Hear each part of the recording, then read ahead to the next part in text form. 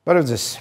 Մեր երկիրն ապրում է ներքին սարացումների հերթական փուլը։ Իրավապահ մարմինների ակտիվությունը զուգորդվում է հանրային անհանգստություններով։ Այսօր առավոտից բավական լարված իրավիճակ էր Գյումրիի քաղաքապետարանում, իրավապահ մարմինները այստեղ գործողություններ էին իրականացնում, իսկ հակակոռուպցիոն կոմիտեն հաղորդեց, որ Գյումրիի քաղաքապետարանի 8 պաշտոնյաների, այդ թվում համայնքի ղեկավարի նկատմամբ որոշում կա հանրային քրեական հետապնդում հարուցելու և ձերբակալելու մասին։ Իսկ Գյումրիում եկեղեցու զանգերը ղողանջում էին։ Եկեղեցու և եկեղեցու սպասավորների մասին վերջին օրերին շատ ենք խոսել, բերման ենթարկված հոգևորականներ, ձերբակալություններ և կալանավորված թեմի առաջնորդ։ Այս ամենը տեղի ունենում մի զգայուն իրավիճակում, երբ հասարակության մի մասը համարում է սա որպես օրենքի գերիշխանության ուժեղացում, որպես պետության ուժեղացման նշան, մյուս մասը սա համարում է որպես քաղաքական նպատակահարմարություն։ Բայց այս ամբողջ համատեքստում առաջ է գալիս չափազանց կարևոր մի հարց, արդյոք այս իրավիճակում պաշտպանված է մարդը, արդյոք պաշտպանված են մարդու իրավունքները, արդյոք հնարավոր է այս իրավիճակում կազմակերպել մարդու իրավունքների արդյունավետ պաշտպանություն։ Այս հարցերի մասին ենք զրուցելու, սա Ազատ զրույց Free News-ի եթերում, որտեղ համադրվում են փաստերը, կարծիքները և կանխատեսումները։ Իմ զրուցակիցը Հայաստանում մարդու իրավունքների պաշտպան Անահիտ Մանասյանն է։ Բարև ձեզ։ Բարև ձեզ։ Մանասյան, շատ ուրախ եմ ձեզ նորից հյուրընկալել մեր տաղավարում, բայց սկսենք Գյումրիից։ Վստահ եմ հետևել եք առավոտից ինչ է կատարվում, ինչ գնահատականներ ունեք տեղի ունեցողի վերաբերյալ, հատկապես իրավական ընթացակարգերի պահպանության առումով։ Նախ ես եմ շնորհակալ հարցազրույցի հրավերի համար եւ կարևորում եմ այս բոլոր խնդիրները առաջին հերթին մարդու իրավունքների եւ իրավունքների երաշխիքների ու պաշտպանության տեսանկյունից դիտարկելը պարտադիր, որովհետեւ մենք կարող ենք խոսել տարատեսակ խնդիրների մասին, հանցանքների մասին, դրա համար պատասխանատվության կարևորության մասին, բայց նաեւ առանցքային է, որպեսզի մարդը որպես բարձրագույն արժեք դիտարկվի բոլոր process-ներում եւ մարդու իրավունքները երաշխավորված լինեն։ Եթե խոսքը Գյումրիում այսօր տեղի ունեցող իրադարձություններին է վերաբերում, ապա պետք է նշեմ, որ այս փուլում դեռևս չունենք շատ համակարգային եւ ամփոփ մարդու իրավունքների խախտումների առնչությամբ տեղեկատվություն, որովհետեւ առնվազն ահազանգերի դիտանկյունից շատ քիչ ահազանգեր ենք ստացել, հիմնական ահազանգը երևի թե վերաբերում էր մանկապարտեզներում երեխաների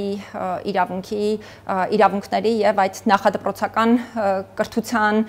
process-ը կանգնեցնելու հետ կապված խնդիրներին։ Տեղեկություններ կային, որ զանգարել են երեխաներին տարեք, որ մասնակցեն Այո, մեզ էլ է այդ տեղեկատվությունը փոխանցվել, մենք այս պահին փորձում ենք ճշտել տեղեկատվության իսկությունը եւ բնականաբար երեխաների իրավունքների եւ կրթության իրավունքի իրացման տեսանկյունից անհրաժեշտ գործողություններ, քայլեր իրականացնելու ենք։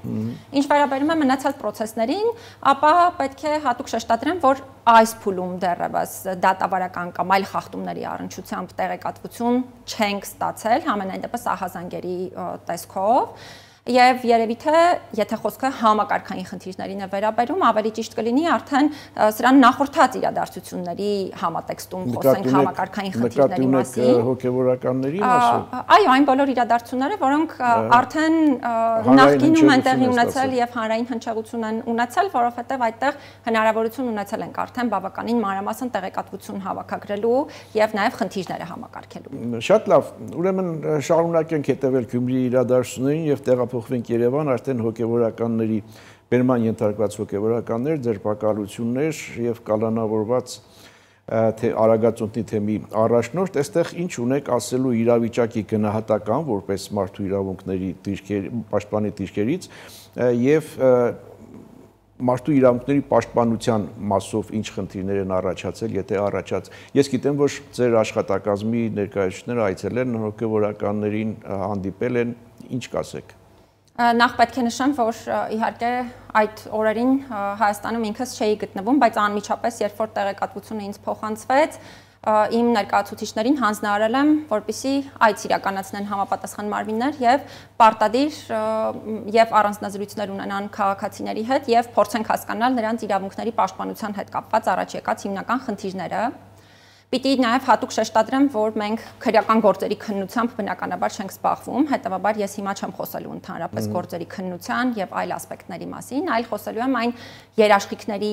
պահպանման կարեւորության մասին, որոնք պետք է վերաբերելի լինեն եւ տարածվեն ցանկացած գործընթացի նկատմամբ եւ այդ երաշխիքների դիտանկյունից մենք առնվազն մի քանի խնդիրներ արձանագրել ենք։ Կուզենամ հատուկ անդրադարձ կատարել անձանց իրավաբանական օգնություն ստանալու իրավունքին, որովհետև սա ամենակարևոր երաշխիքներից է եւ մենք որպես համակարգային խնդիր պարբերաբար դիտարկում ենք փաստաբանների մուտքի հետ կապված ստեղծվող խնդիրները։ Իհարկե, դեպքերի մի մասում մեզ ներկայացվում է տեղեկատվություն եւ պարզաբանում այն մասին, որ փաստաբաններն իրենք չեն պահպանում դատավարական օրենսդրությամբ եւ ընդհանրապես Հայաստանի Հանրապետության օրենսդրությամբ սահմանված պահանջները ներգրավվելու տեսանկյունից, բայց նաեւ մի շարք դեպքերում մեզ համար է ակնհայտ լինում, որ ամեն դեպքում իրական խնդիրներ են ստեղծվում անձանց իրենց վստահորդների հետ հանդիպելու կամ ընդհանրապես տարբեր գործողություններին մասնակցելու տեսանկյունից, ինչը իհարկե իրավաբանական օգնության առումով խնդիրներ է ստեղծվում։ Ես կարծում եմ, որ սա Հայաստանում եղած ամենահամակարգային խնդիրներից մեկն է եւ պարտադիր պետք է ստանա հասցեավորում։ Հաջորդը, որը պակաս կարևոր չէ, անձանց հետ առանձնազրույցների ընթացքում մեզ համար պարզ է դարձել, որ շատերը ընդհանրապես տեղեկացված չէին, թե ինչ դատավարական կարգավիճակ ունեն այդ գործընթացների շրջանակներում կամ միգուցե իրենց ընկալումը պատշաճ չի եղել, բայց դա ըստ էության կապ չունի, անձը պիտի հստակ տեղեկացված լինի իր դատավարական կարգավիճակի մասին, որովհետև դրանից նաև հետևանքներն են տարբեր լինում եւ մարդու իրավունքների երաշխիքներն են տարբեր լինում, հա, օրինակ, եթե անձը ունի վկայի դատավարական կարգավիճակ եւ առանց նրան ծանուցելու եւ այլն պարզապես գնալ եւ նրան ազատությունը սահմանափակել, իհարկե սա խնդրահարույց իրավիճակ է, որովհետեւ արդյունքում ստացվում է, որ դատավարական երաշխիքները իրավունքների հետ կապված չեն պահպանվել։ Հիմա այս գործերով եւս մենք նմանատիպ իրավիճակների հետ կարծես թե գործ ունեցել ենք։ Իհարկե, ես ինքս իրավասու մարմնից նաեւ պարզաբանումներ եմ պահանջել հարցերի առնչությամբ։ Այսինքն ոչ վկայի նկատմամբ սահմանափակումներ են կիրառել։ Օրինակ, անձը ունի վկայի դատավարական կարգավիճակ, բայց մինչ այդ չի պատկերացրել այդ մասին եւ իր ազատությունը ըստ էության սահմանափակված է եղել եւ մի շարք սրանից բխող հետևանքներով։ Եվ շատ կարևոր է, որպեսզի մենք այս բոլոր գործընթացների շրջանակներում անկախ նրանից, թե ինչ արարքի, ինչ ծանրության հակաիրավական արարքի հետ գործ ունենք, մենք կարողանանք ռեալ, իրական կյանքում երաշխավորել մարդու իրավունքների երաշխիքները, որովհետև հակառակ պարագայում մենք իրականում գործ կունենանք իրավական քաոսի հետ, քանի որ եթե 1, 2, 3, 4 դեպքով չեն պահպանվում երաշխիքները, սա դառնում է համակարգային խնդիր եւ սա իրականում բոլորիս կարող է վերաբերել։ Ես նորից եմ կրկնում, մի բան է գործի քննության կարևորությունը եւ այո, մենք էլ ենք բոլորս հասկանում, որ եթե կա հակաիրավական արարքի կասկած, բնականաբար հարցը պետք է դառնա քննարկման առարկա, բայց նաեւ շատ կարևոր է երաշխիքների ու իրավունքների ապահովումը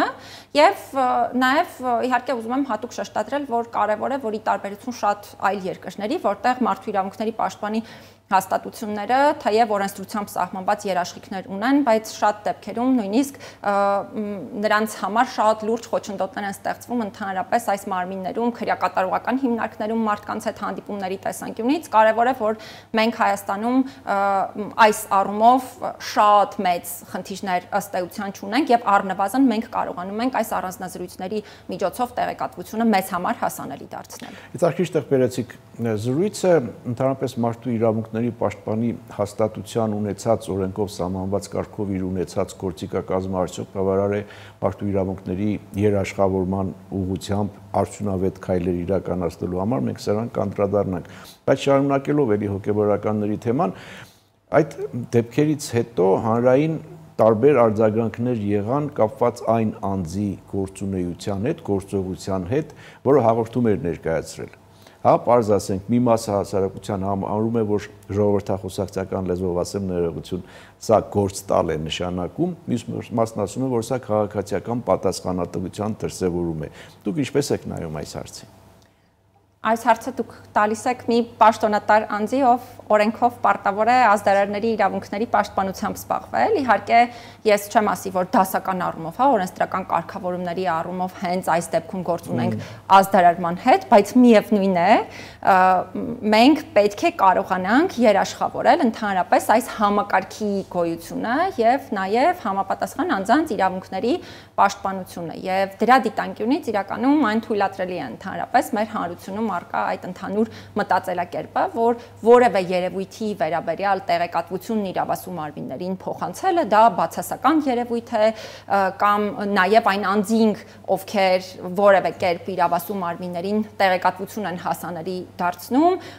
թիրախավորման առարկա չպետք է դառնան, սա միանշանակ անթույլատրելի է եւ դարձյալ ես սա ասում եմ որպես պաշտոնատար անձ, ով ի պաշտոն է պարտավոր է նաև զբաղվել ազդարարների իրավունքների պաշտպանությամբ։ Երկրորդ կարևոր հանգամանքը, որ այստեղ պետք է նկատի ունենալ, այն է, որ ըստ էության իրավասու մարմիններին տեղեկատվություն փոխանցելը եւ դրանից հետո իրավասու մարմինների գործողությունները պետք է միմյանցից տարանջատել, որովհետեւ ըստ էության քաղաքացին ընդամենը տեղեկատվություն փոխանցողն է եւ պետական իրավասու մարմիններն են պարտավոր նախ հասկանալ, թե արդյոք կոնկրետ տեղեկատվության հետ կապված աներիք ունի պետական մարմինը, թե չունի, ինչ ձևաչափով նա իր այդ անելիքը պետք է իրացնի, որովհետև ըստ էության իրավունքների երաշխիքների ապահովումը սա համընդհանուր պարտականություն է բոլոր իրավասու պետական մարմինների համար։ Դուք իհարկե հարցը հնչեցրիք ավելի անձանց թիրախավորելու դիտանկյունից, բայց մեր մշտադիտարկման արդյունքները ցույց էին տալիս, որ նաև կային շատ այսպես ճանաչում ունեցող այդ թվում հանրային գործիչներ, ովքեր խոսում էին այն մասին, որ օրինակ այս տեսակի հասարակական կազմակերպությունները ճիշտ գործունեություն չեն իրականացնում, իրենց պետք է փակել, ապագայում ավելի լավ հասարակական կազմակերպությունների դաշտ կձևավորենք, սա եւս անթույլատրելի խոսույթ է։ Այո, եւ սա ընդհանրապես անթույլատրելի խոսույթ է, որովհետեւ իհարկե մենք կարող ենք քննադատել ցանկացած կազմակերպության անհատի գործունեություն, բայց բնականաբար այսպես մենք կարող ենք ռեալ քննադատություն իրականացնել այն դեպքում, երբ օրենքից դուրս կամ հակաօրինական արարքի հետ մենք գործ ունենք, բայց տարբերակել անձանց ոճերը, եթե հակաիրավական արարք ըստ էության գոյություն չունի եւ դրա հիման վրա ասել, որ այս ոճը մեզ դուրեկան չէ, հետեւաբար մենք հետագայում ավելի լավ հասարակական կազմակերպություններ կձևավորենք, սա ավելի վտանգավոր երևույթ է եւ այս դիտանկյունից պետք է նաեւ արձանագրել, որ Հայաստանում այսօր կան նույնիսկ անհատներ, ովքեր իրենց դիրքավորում են որպես իրավապաշտպան կամ կազմակերպություն որոնք իրենց որպես իրավապաշտպան են դիրքավորում, բայց միայն նրանց խոսույթը օրինակ հակաիրավական է, այսինքն ամբողջությամբ հակասում է մարդու իրավունքների չափանիշներին, օրինակ խտրական խոսույթ է իրենից ներկայացնում եւ այլն, եւ ես չգիտես ինչու երբևէ չեմ լսում որևէ քննադատություն, այդ թվում այդ նույն հանրային գործիչների կողմից, նույն միջավայրերի կողմից, որ օրինակ նշված կազմակերպությունների կամ անհատների խոսույթն ինքնին մարդու իրավունքների չափանիշներին հակասող է, հետեւաբար ես շատ կարեւոր եմ համարում, որպեսզի առաջինը մենք կարողանանք այդ թվում ազդարարման համակարգի հետ կապված, իհարկե դարձյալ էստեղ դասական այդ համակարգի հետ գործ չունենք, բայց տրամաբանությունը, որպես այդպիսին այդ է, պետք է կարողանանք պատշաճ միջավայր ձևավորել եւ նաեւ մարդկանց իրավունքների պաշտպանությունը պատշաճ երաշխավորել։ Մենք կարողանանք միմյանցից տարանջատել իրավունքների չափանիշներին հակասող գործունեության տեսակները, որոնք շատ դեպքերում իրականացնում են այդ թվում իրենց որպես իրավապաշտպան դիրքավորողներ եւ այո, այստեղ բոլորս պետք է խոսենք այն մասին, որ դա խնդրահարույց երևույթ է, բայց նաեւ մենք չստեղծենք այնպիսի միջավայր, որտեղ պարզապես մենք ինքներս որոշենք, թե որևէ մեկի ոճը մեզ դուրեկան է, ուրեմն պիտի գործի, որևէ մեկի ոճը դուրեկան չէ, ուրեմն չպիտի գործի։ Շատ լավ, անցնենք առաջ, քիչ առաջ դուք խոսում եք փաստաբանների, նրանց փաստաբանական գործունեությունը իրականացնելու, ծառայությունները մատուցելու ընթացքում առաջ եկող խնդիրների մասին, բայց վերջին շրջանում մենք ունեցանք դեպք, երբ որ խնդիր առաջացավ կոնկրետ փաստաբանի նկատմամբ, խոսքը փաստաբանի կալանքի մասին է։ Ինչ կասեք, դեպքին ծանոթ եք եւ արդյոք այստեղ խոսքի ազատության փորձության մասին է խոսքը, թե այլ բանի։ Փոքր դադարից հետո շարունակենք։ Կվերադառնանք վարքյաններ անց։ Հիշեցնեմ, սա ազատ զրույցն է Free News-ի եթերում, ես զրուցում եմ Հայաստանում մարդու իրավունքների պաշտպան Անահիտ Մանասյանի հետ։ Տիկին Մանասյան, մենք սկսեցինք Գյումրիի քաղաքապետարանից, հասանք Երևան, եկեղեցու մոտով անցանք, հոգևորականների հետ կապված խնդիրը, եւ հիմա փաստաբանի դեպքի հետ կապված կալանավորում, կարծես թե հանրային խոսքի համար, թե սոցիալական ցանցում գրառման համար։ Ինչ դիտարկումներ ունեք դուք։ Նախ նշեմ, որ այս մասով ինքս նաև հրապարակային հայտարարություն եմ տարածել եւ մի քանի խնդիրների վերաբերյալ մարդու իրավունքներին առնչվող ինքս արդեն իսկ խոսել եմ։ Առաջին հերթին պիտի ես էլ արձանագրեմ, որ ինքս եմ բազմիցս բարձրաձայնել տարբեր մասնագիտական համայնքների, այդ թվում փաստաբանական համայնքի ներկայացուցիչների կողմից մարդու իրավունքների չափանիշներին հակասող խոսքի լայն տարածման դեպքերի մասին եւ նաեւ հատուկ շեշտադրել եմ, որ այս համակարգերում պետք է գործեն էթիկայի եւ վարքագծի կանոնների պահպանման նկատմամբ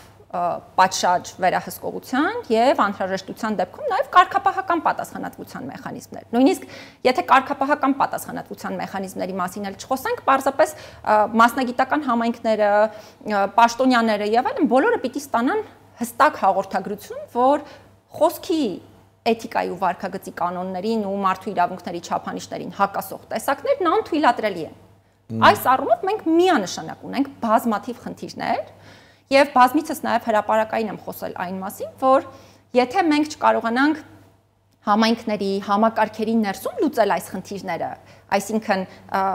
փորձենք կարողանալ հենց ներսից պայքար մղել ոչ իրավաչափ խոսքի երևույթների դեմ,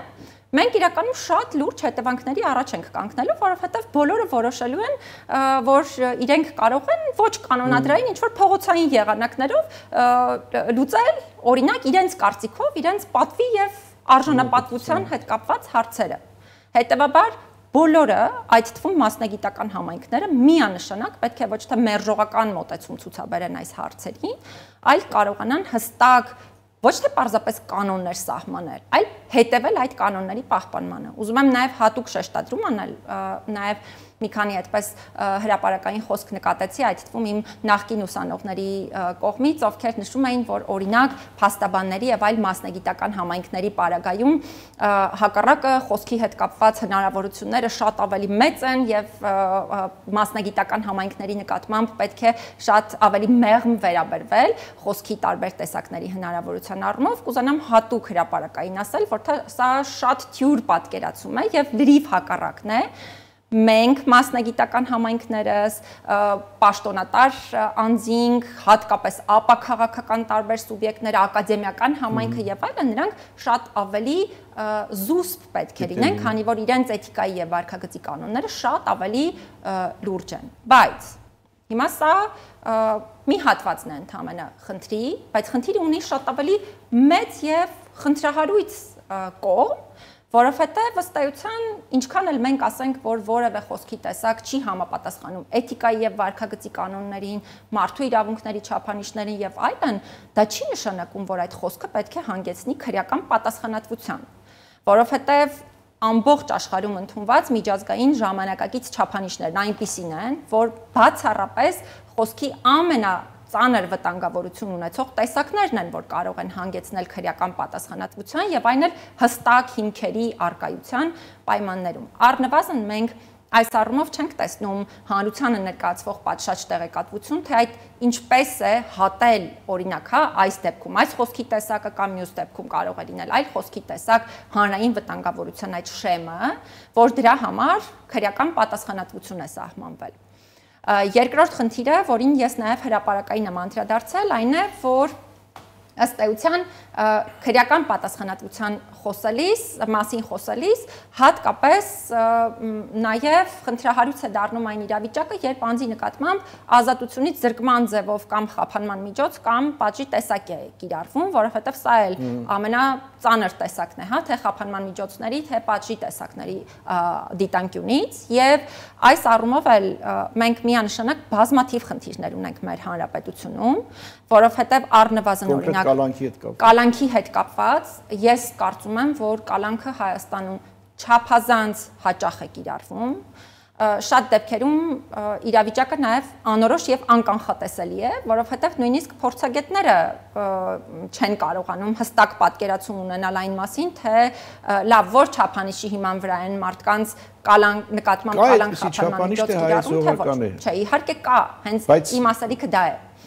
Չափանիշներ հստակ կան եւ այդ չափանիշները պետք է պահպանել ոչ թե պարզապես գրելու տեսանկյունից, հա, ուղղակի ասել այս ինչ օրենսդրական կարգավորումը պահպանված է, այլ հստակ մենք պետք է կարողանանք ձևավորել միասնական պրակտիկա կալանքի կիրառման հետ կապված։ Ցանկացած դեպքում կարելի է գրել, կարող է միջամտել նախաքննության ընթացքում եւ կալանքը տալ, անկախ նրանից դա ողջամիտ է, ողջամիտ չի եւ այլն։ Միանշանակ։ Քանի որ կալանքից խոսեցինք, Տիկին Մանասյան, այդպիսի մի դեպք էլ հիշում եմ, վերջին շրջանում էլի ակտիվ խոսում էր այդ մասին, մարդ, որը կալանավորված է եւ առողջական խնդիրներ ունի։ Կարծեմ անհետ կորացի հորեղբոր անմազգանունից դուրս բերել եմ Արսեն Ղուկասյանի գործով, ինչ կասեք։ Իրականում սա շատ զգայուն թեմա է եւ իրապես ես չէի ուզենա, որպեսզի հենց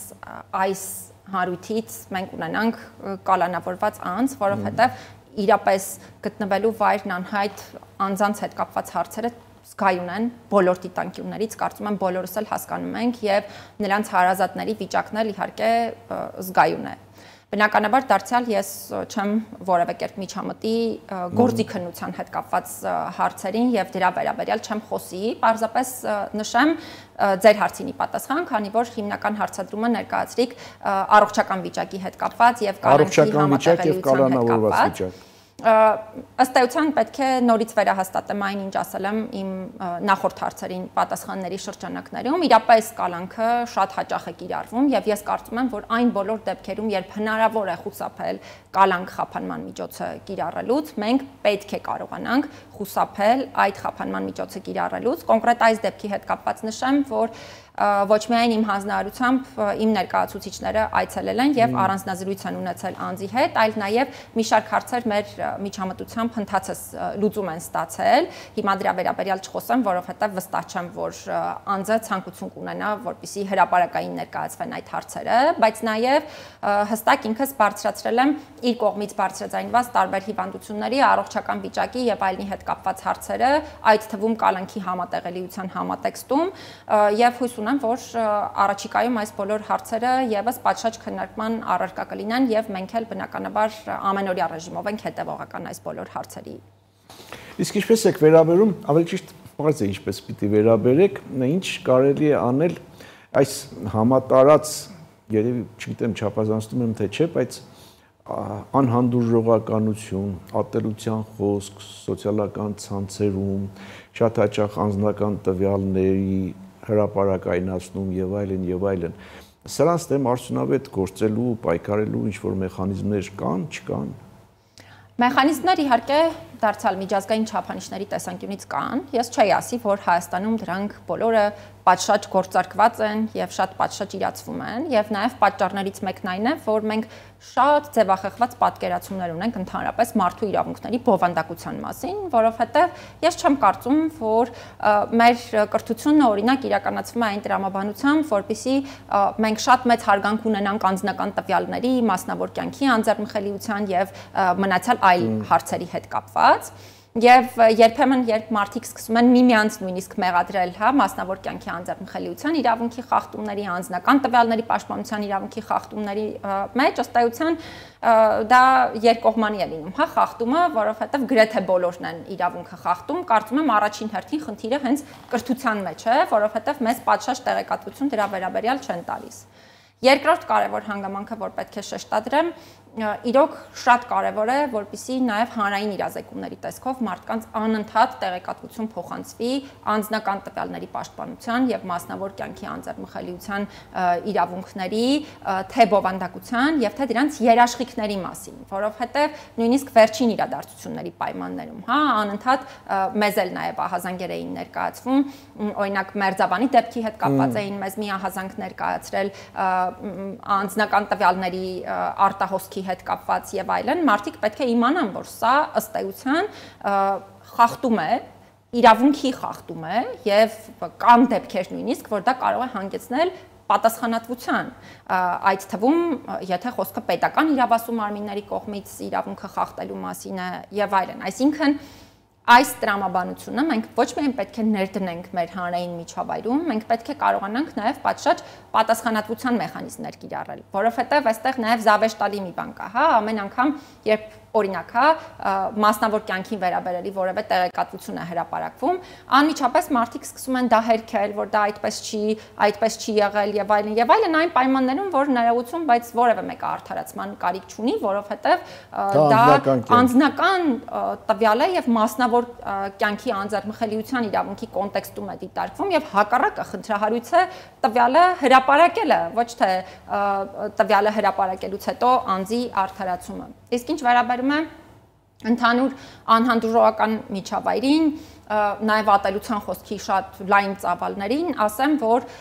իհարկե ամբողջ աշխարհում է այսօր այս խնդիրը բավականին լուրջ դրված, բայց մեր հասարակական միջավայրում այն ունի այնպիսի ծավալներ, որ երևի թե այլ միջավայրերում մենք չենք կարող նման ծավալների մասին խոսալ, որովհետև առնվազն շատ այլ միջավայրերում կան հստակ սահմանված կարմիր գծեր, որ որևէ մեկը այդ գծերը չի անցնի։ Օրինակ, նույն անձնական տվյալների, մասնավոր կյանքի հետ կապված հարցեր, անձի արտաքինի քննարկում եւ այլն, միանշանակ այդ գծերը շատ վաղուց անցած են եւ այստեղ ակնհայտ է, որ եթե չգործադրվեն պատշաճ գործիքակազմեր, կառուցակարգեր չլինեն, մենք շատ վտանգավոր մի տեղ ենք գնալու։ Եթե չներդրվեն դրանք, ասում եք, դա ում գործն է, պետությանը, օրենսդրական նախաձեռնություններով, քաղաքացիական հասարակությանը, իրավապաշտպան կազմակերպություններինը։ Կարծում եմ, որ եթե խոսքը գործիքների ներդրման մասին է, առաջին հերթին այստեղ պատասխանատուն պետությունն է, որովհետև առնվազն օրինակ նույն ատելության խոսքի կոնկրետ տեսակների համար կարելի է ունենալ վարչական պատասխանատվություն, հստակ պետք է գործադրվեն տարբեր համայնքներում կարգապահական պատասխանատվության գործիքակազմերը, էթիկայի նորմերը խախտելու համար ես արդեն նշեցի, դրանք ընդհանրապես չեն կիրառվում։ Եթե հիմա մեր հանրային դաշտը դիտարկենք, ակադեմիական համայնքի ներկայացուցիչները, մասնագիտական համայնքները, ըստ էության իրենք ամենօրյա ռեժիմով տարածում են խոսքի ոչ իրավաչափ տեսակներ, բայց երբևէ չենք տեսնի դրա համար վրա հասնող ներքին կարգապահական պատասխանատվության միջոցներ։ Ոչ միայն պատասխանատվության միջոցի կիրառում չենք տեսնի, որը իմ կարծիքով ամենակարևորը չէ, այլ նույնիսկ այդ հաղորդագրությունը չենք տեսնում ընդհանուր համայնքների տեսանկյունից, որ իրենց համար դա անընդունելի է։ Սրանից բացի իրականում շատ կարևոր է երևույթների վերաբերյալ հստակ պատկերացում տալը հանրությանը։ Այսինքն այն երևույթը, որը իրավաչափ չէ, պետք է հստակ հանրությանը ներկայացվի որպես ոչ իրավաչափ երևույթ եւ հակառակը, հա, այսինքն իրավաչափ վարքագծի տեսակներն են ներկայացվեն։ Իսկ հիմա ես պիտի այստեղ հստակ արձանագրեմ, որ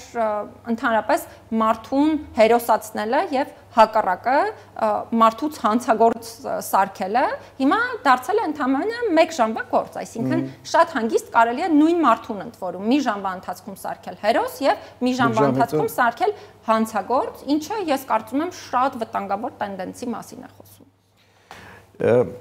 Մենք անդրադարձանք, ես ասացի, որ այս մասին խոսենք, հակիրճ խնդրում եմ, արդյոք մարդու իրավունքների պաշտպանի ունեցած գործիքակազմը, այն ինչ նախատեսված է օրենքով, սահմանված կարգով, բավարար է իսկապես արդյունավետ մարդու իրավունքների պաշտպանություն իրականացնելու համար։ Թե ձեր կազմակերպությունը ավելի շատ մոնիտորինգ է անում մարդու իրավունքների պաշտպանության ոլորտում առկա խնդիրների մասին եւ դա բարձրաձայնում է եւ միայն սա, որովհետեւ մարդիկ պատկերացնում են մարդու իրավունքների պաշտպան պիտի կա իրավունքները պաշտպանի։ Նախ սկսեմ նրանից, որ մի փաստաթղթերի մասին ոչ միայն մեր հանրային ընկալումները, այլ նաև շատ դեպքերում շատ լուրջ մասնագետների ընկալումները, պետական տարբեր մարմինների ընկալումները շատ թյուր են,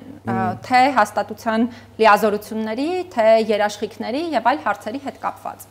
Կարծում եմ սա էլ այն ոլորտներից է, որը միանշանակ պետք է զարգացնել, թե մասնագիտական առումով, թե նաև հանրային ճիշտ ընկալումներ ձևավորելու տեսանկյունից։ Առաջին հերթին նշեմ, որ կարծում եմ, որ հաստատության անունն ինքնին փոփոխման ենթակա է եւ ինքս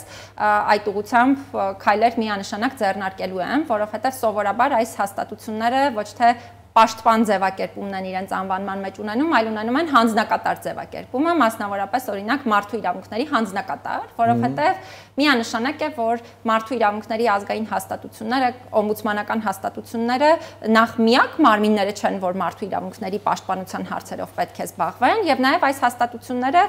միայն մարդու իրավունքների պաշտպանության հարցերով չեն զբաղվում, այլ զբաղվում են նաեւ օրինակ մարդու իրավունքների խթանման հետ կապված հարցերով, այսինքն մանդատը շատ ավելի լայն է։ Երկրորդը, այս հաստատությունները ըստ էության չունեն պարտադիր որոշումներ ընդունելու գործիքակազմեր միանշանակ, եւ սա ամբողջ աշխարհում է այդպես։ Այնպես չէ, որ միայն Հայաստանում է, որ մարդու իրավունքների պաշտպանի որոշումները, օրինակ իրավունքների խախտման մասին, պարտադիր կատարման ենթակա չեն։ Դա ամբողջ աշխարհում է այդպես։ Այլ հարց է, որ նախ արդեն նշեցի, մեր ընկալումներն են շատ ավելի թյուր, բայց երկրորդը այո, սպասելիքները շատ մեծ են, որոնք ընդհանրապես չեն համապատասխանում այս հաստատությունների ունեցած հնարավորություններին։ Ընդ որում, այդ հնարավորությունները այնպես չէ, որ Հայաստանում միակն են այդպիսին, բոլոր երկրներում են աշխարհի այդպիսին եւ պիտի հատուկ նաեւ արձանագրեմ, որ ի տարբերություն շատ երկրների Հայաստանի մարդու իրավունքների պաշտպանի հաստատությունը ոչ միայն այժմ, այլ նաեւ նախկինում ամենաակտիվներից է եղել, այսինքն թե հիմա է դիտարկվում որպես ամենաակտիվներից եւ ամենաակտիվ MIP հաստատություններից մեկը ընդհանրապես տարածաշրջանում, թե նաեւ նախկինում է այդպես ընկալվել, բայց իհարկե նաեւ լրացուցիչ գործիքակազմերը երբեք չեն խմբել։ Երբեք չեն մանգարի։ Եվ վերջում, ես գիտեմ, որ բոլորովին վերջերս դուք ընտրվել եք միջերկրածովյան օմբուդսմենների խորհրդի անդամ։ Նախ շնորհավորեմ եւ հետո հարցնեմ, թե սա ինչ է նշանակում, սա ինչ խորհուրդ է եւ ինչ է տալիս Հայաստանի մարդու իրավունքների պաշտպանի ներկայությունը այդ խորհրդում։ Շնորհակալ եմ շնորհավորանքի համար եւ շնորհակալ եմ նաեւ այս առիթը հիշատակելու համար, որովհետեւ ամբողջ աշխարհում կան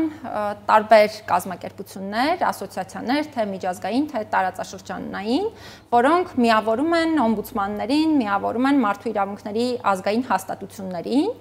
Եվ այդ ասոցիացիաները իրականում շատ կարևոր դերակատարություն ունեն, ընդհանրապես ամբողջ թե տարածաշրջանում, թե աշխարհում MIP հաստատությունների զարգացման հետագա տեսլականը որոշելու համար, եւ նաեւ այս կազմակերպությունները շատ կարևոր դերակատարություն ունեն կոնկրետ պետության հաստատությունը, հետեւաբար նաեւ պետությունը իր գործունեության տեսանկյունից դիտարկելի դարձնելու համար։ Եվ այս առումով իհարկե մենք ասոցիացիայի անդամ վաղուց ենք եղել, նույնիսկ եթե չեմ սխալվում 1 տասնամյակից ավելի, բայց խոսքը արդեն կառավարման խորհրդում իմ ընտրվելու մասին է, ընդ որում գործընկեր օմբուդսմաններն են առաջադրել ինձ եւ ընդհանուր ժողովն է ընտրել։ Սա կարծում եմ շատ կարևոր դերակատարություն ունի, որովհետեւ հենց կառավարման խորհուրդն է որոշում թե ասոցիացիայի, թե անդամ պետությունների, MIP հաստատությունների ընդհանուր զարգացման տեսլականների հետ կապված հարցեր եւ բնականաբար մեր պետությունը շատ ավելի տեսանելի է դարձնում այդ թվում նմանատիպ կազմակերպություններում։ Մեկ անգամ եւս շնորհավորում եմ։ Շնորհակալ եմ։ Եվ հաջողություն ձեզ այս լարված, բևեռացած հասարակությունում մարդու իրավունքների պաշտպանության հարցերով զբաղվելու գործում հաջողություն։ Շնորհակալ եմ։ Հետևենք իրադարձությունների զարգացումներին, սա Ազատ զրույցներ Free News-ի եթերում ես զրուցում էի Հայաստանում մարդու իրավունքների պաշտպան Անահիտ Մանասյանի հետ, կհանդիպենք։